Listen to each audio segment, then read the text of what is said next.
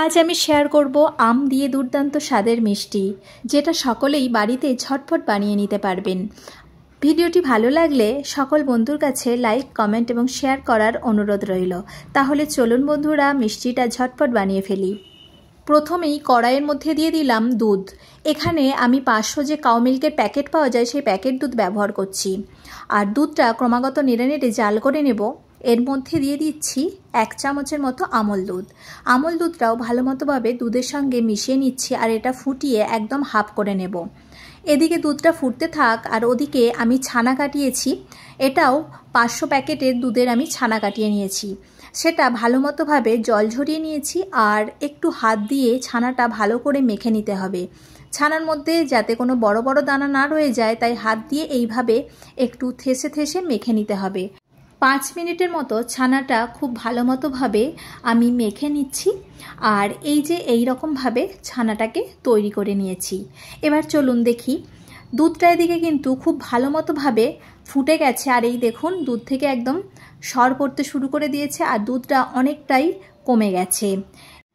এরপর দুধের মধ্যে আমি দিয়ে দিচ্ছি চিনি। এখানে আমি 1/3 কাপ চিনি ব্যবহার করলাম। আর এরপর এর মধ্যে অ্যাড করে দেব ছানা, যেটা ভালো করে মেখে রেখেছিলাম সেই ছানাটা দিয়ে দেব। দিয়ে দুধের সঙ্গে ছানাটা খুব ভালো মতোভাবে মিশিয়ে নিতে হবে। আর আমি একটা ডাল কাটার সাহায্যে এই রকমভাবে ছানাটাকে কড়াইয়ের মধ্যে ভালোভাবে নেড়ে নিচ্ছি। এটাকে অনবরত নাড়তে হবে। এরপর এদিকে একটা আম নিয়ে নিয়েছি আর আমটা মিক্সিতে দিয়ে খুব ভালো করে মিহি করে একটা পেস্ট করে নিয়েছি। এরপর ছানাটা যখন আরও একটু শুকনো হয়ে আসবে তখন তার মধ্যে আমের পেস্টটা অ্যাড করে দিলাম।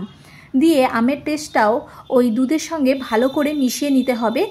আর এইভাবে কিন্তু অনবরত এটাকে নেড়ে যেতে হবে, না হলে কড়াইয়ের মধ্যে লেগে যেতে পারে। এটা নেড়ে নেড়ে এইরকমভাবে আমি শক্ত একটা ডোয়ের মতো করে নিয়েছি।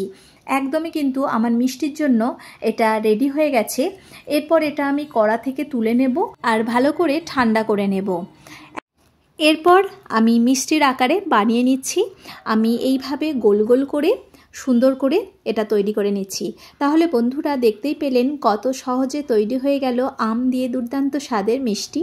আর এর কালারটাও কিন্তু অসাধারণ এসেছে। এইভাবে আমি প্রত্যেকটা মিষ্টি কিন্তু গোল গোল লাড্ডুর মতো করে তৈরি করে নিয়েছি। আর মিষ্টিগুলো বাইরে থেকে একটু গুঁড়ো আমল দুধ মাখিয়ে নিলাম।